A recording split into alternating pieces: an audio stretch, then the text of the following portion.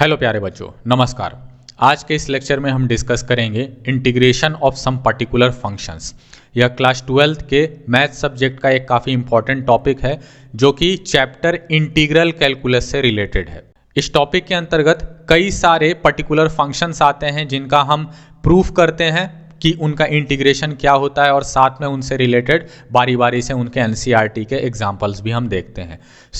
इससे रिलेटेड दो पिछली वीडियोस ऑलरेडी आ चुकी हैं जिनमें हमने कुल मिला के 4 ऐसे पर्टिकुलर फंक्शंस को डिस्कस किया था, उनका प्रूफ देखा था कि उनका इंटीग्रेशन जो होता है उसको कैसे प्रूफ किया जा सकता है, उसके रिजल्ट को, और साथ में उनसे रिलेटेड हर एक से रिलेटेड एक एक एग्जाम्पल्स। आज की यह वीडियो जो है इस टॉपिक से रिलेटेड तीसरी और आखिरी वीडियो है और इसमें हम 3 तरह के जो पर्टिकुलर फंक्शंस हैं उसे डिस्कस करने वाले हैं और उनसे रिलेटेड जो उनके प्रूफ्स हैं कि क्या होते हैं वो, और साथ में उनसे रिलेटेड जो एग्जांपल्स हैं उन्हें भी डिस्कस करेंगे। तो आइए बिना किसी देरी के शुरू करते हैं। आज का हमारा जो पहला पर्टिकुलर फंक्शन है वो इस फॉर्मेट में रहेगा, that is 1/ax² plus bx plus c, यानी ये एक जनरल फॉर्म है क्वाड्रेटिक इक्वेशन का या क्वाड्रेटिक पॉलिनोमियल का। तो इसे हम कैसे इंटीग्रेट करेंगे? यहाँ पे ये वाला जो पार्ट है इसे हमें सबसे पहले क्या करना है, एक परफेक्ट स्क्वायर बनाना है कंप्लीटिंग द स्क्वायर मेथड से, और फिर उसके बाद ये एक फॉर्मेट में बदल जाएगा जिसमें होगा x² प्लस a² या x² माइनस a², जो कि डिपेंड करेगा पूरा का पूरा फंक्शन जो है उसके जितने भी टर्म्स हैं उनके साइंस पर डिपेंड करेगा, उनके अमाउंट पर डिपेंड करेगा। यदि हम इसे कंप्लीटिंग द स्क्वायर मेथड से चेंज करना चाहें यहाँ पे a जो है ये कॉमन आ जाएगा। a यदि हम कॉमन लेते हैं, सभी जितने भी तीनों टर्म्स हैं तो तीनों में कॉमन हो जाएगा, तो ये हो जाएगा x² plus bx upon a plus c upon a into dx। अब यहाँ से ये वाला पार्ट है, अब इसे हमें एक कंप्लीट स्क्वायर वाला जो टर्म होता है, बाइनोमियल जो होता है स्क्वायर का, उसके रूप में कन्वर्ट करना है। ये हो जाएगा 1/a इंटू x² का तो x² ही रहेगा, और उसके बाद ये वाला टर्म तो क्लियरली हमको दिख रहा है कि ये 2ab वाले फॉर्म में होना चाहिए।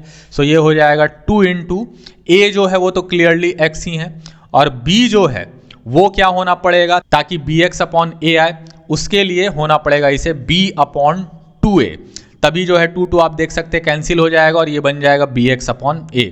अब क्लियरली b अपॉन 2a हमने यहाँ पे किया है, तो यानी जो टर्म सेकंड वाला है, जैसे a माइनस बी या a प्लस बी के होल स्क्वायर में होता है a² माइनस 2ab या प्लस 2ab प्लस b² होता है, तो b² वाला जो टर्म है उसकी जगह ये पूरा है। इसकी जगह हम लिख सकते हैं b/2a का होल स्क्वायर। अब b/2a का होल स्क्वायर हमने ऐड किया है तो इतना ही हमें सब्ट्रैक्ट भी करना पड़ेगा। ये c/a वाला पार्ट जो है इसके साथ ये ऐड हो जाएगा c/a माइनस b/2a का होल स्क्वायर। यहाँ से अब हमें ये पूरा का पूरा जो इंटीग्रेशन है उसका फॉर्मेट कुछ इस प्रकार से मिल गया है। अब यहाँ पे ये वाला जो पार्ट है, ये वाला पार्ट जो है इसमें ये पहले 3 टर्म्स जो हैं ये तो बन जाएंगे कुल मिला के 1/a into x plus b/2a का होल स्क्वायर बन जाएगा, और ये वाला जो टर्म है ये इसमें पूरा कांस्टेंट रहेगा, that is c/a minus b upon 2a का होल स्क्वायर हो जाएगा ये। ये पार्ट अलग हो गया और ये पार्ट अलग हो गया, और पूरा जो है ये हमने इसमें कॉमन लिया है a।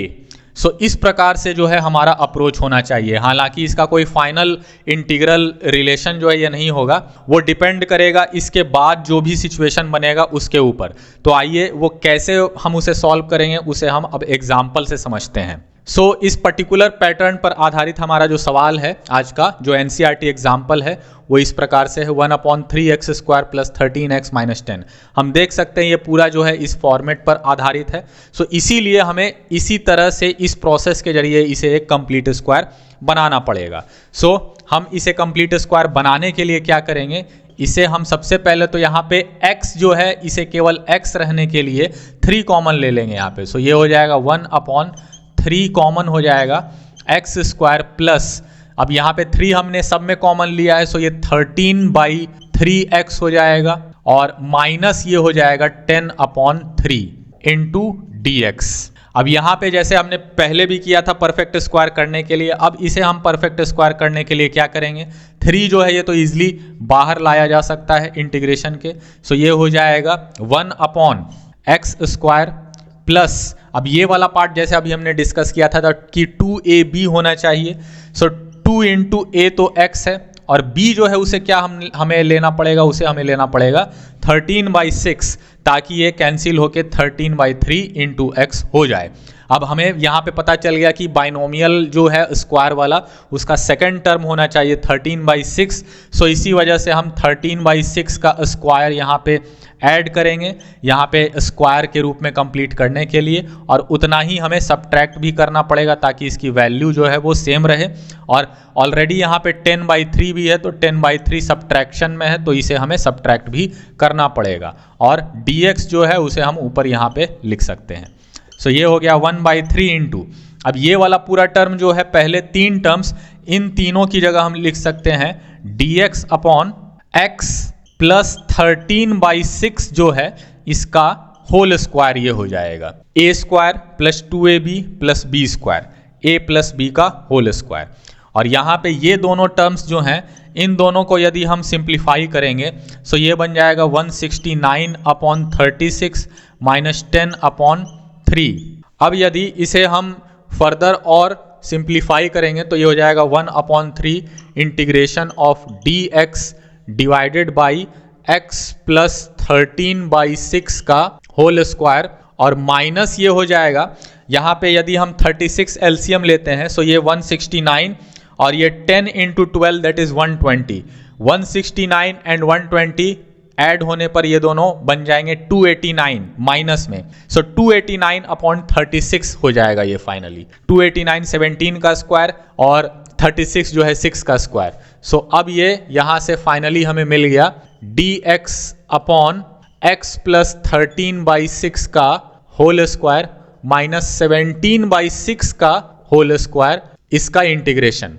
अब यहाँ से हम देख सकते हैं कि ये जो है अब ये हमारा उस फॉर्मेट में बन चुका है जो कि होता है 1/x² माइनस a² का इंटीग्रेशन, जो कि हमारा सबसे पहला जो पर्टिकुलर फंक्शन है वो हमने सबसे पहली वीडियो में सबसे पहला चीज जो कवर किया था वो था, जिसका इंटीग्रेशन होता है 1/2a × log of mod x minus a upon x plus a और प्लस c। सो यहाँ पे अब प्रॉब्लम ये है कि यहाँ पे केवल x नहीं है बल्कि x प्लस 13/6 है, तो हमेशा की ही तरह हम इस x प्लस 13/6 जो है इसे हम सब्सटीट्यूट कर लेंगे t के रूप में। So let x plus 13/6 equals t। सो यहाँ से हमेशा की तरह हम इसका अब डिफरेंशिएशन करते हैं t के रेस्पेक्ट में। सो यहाँ से t के रेस्पेक्ट में जब हम इसे डिफरेंशिएट करते हैं तो d/dx of x plus 13/6 into dx upon dt हो जाता है, और इधर जो है ये dt अपॉन dt केवल हो जाता है। सो ये कैंसिल आउट हो जाते हैं और यहाँ से ये पूरा जो है इसका डिफरेंशिएशन हम जानते हैं 1 होगा। सो यहाँ से फाइनल रिजल्ट हमें जो है ये मिल जाएगा dx इक्वल्स dt।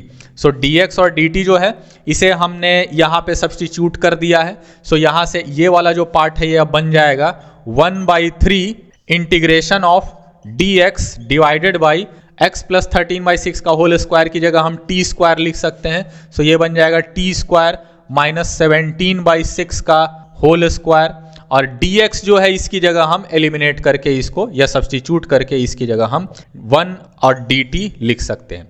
अब ये पूरी तरह से उस फॉर्मेट में बन गया जो हम पहला वाला सबसे पर्टिकुलर फंक्शन अभी डिस्कस किया था हमने। 1/x² माइनस a² जो होता है उसका इंटीग्रेशन जो क्या होता है वो होता है कुछ इस प्रकार से 1/3 इंटू 1/2a होता है, that is 1/2 into 17/6 into log of क्या होता है, log of mod t minus a that is t minus 17/6 upon t plus a that is t plus 17/6 इसका मॉड प्लस c। अब यहाँ से हमें इसे फर्दर और सिंप्लीफाई करना होगा, तो ये जो यहाँ से सबसे पहले तो 3 से कैंसिल हो जाता है ये 6 और ये 3 ये भी 3 से कैंसिल हो जाता है, तो यानी नीचे बेसिकली बस बचा रह गया है 1/17 और यहाँ लॉग के अंदर t जो है उसके जगह हमें इसे वापस वैल्यू इसकी x प्लस 13/6 जो है वो पुट करनी पड़ेगी। So it will become 1/17 into log of mod में हो जाएगा टी की जगह हो जाएगा x प्लस 13/6 और माइनस 17/6 है, डिवाइडेड बाई t प्लस 17/6 है, that is x plus 13/6 plus 17/6, इसका पूरे का मॉड प्लस c।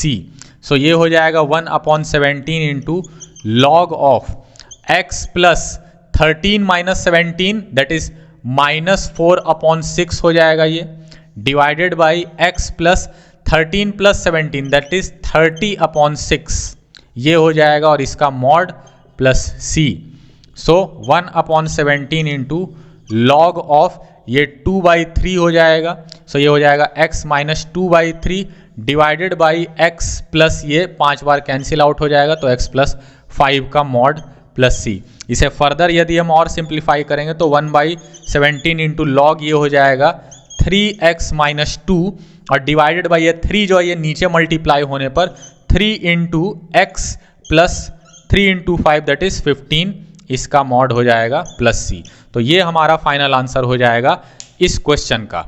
और यदि हम चाहें तो यहाँ से 3 जो है ये कॉमन लेके इसे लॉग के रूप में बाहर भी ला सकते हैं। सो 3 यदि हम कॉमन लेंगे तो x प्लस 5 रह जाएगा और log 3 जो होगा वो 1 में रहेगा, तो इसलिए वो माइनस ऑफ log 3 हो जाएगा और वो log 3 चूंकि कांस्टेंट है तो एक दूसरे कांस्टेंट c के साथ ऐड होगा तो वो एक नया कांस्टेंट के रूप में भी उसे ट्रीट किया जा सकता है। तो वो भी आंसर सही है और ये भी आंसर सही है। सो उम्मीद है आपको ये जो आज का पहला इंटीग्रल है that is ax² plus bx plus c उसका रेसिप्रोकल का इंटीग्रेशन वो समझ में आ गया होगा। बाकी जो बचे हुए दो हैं उन्हें आने वाले अगले लेक्चर्स में हम डिस्कस करेंगे, जो कि इंटीग्रेशन ऑफ पर्टिकुलर फंक्शन को हम कंटिन्यू करेंगे उनमें। तब तक के लिए नमस्कार।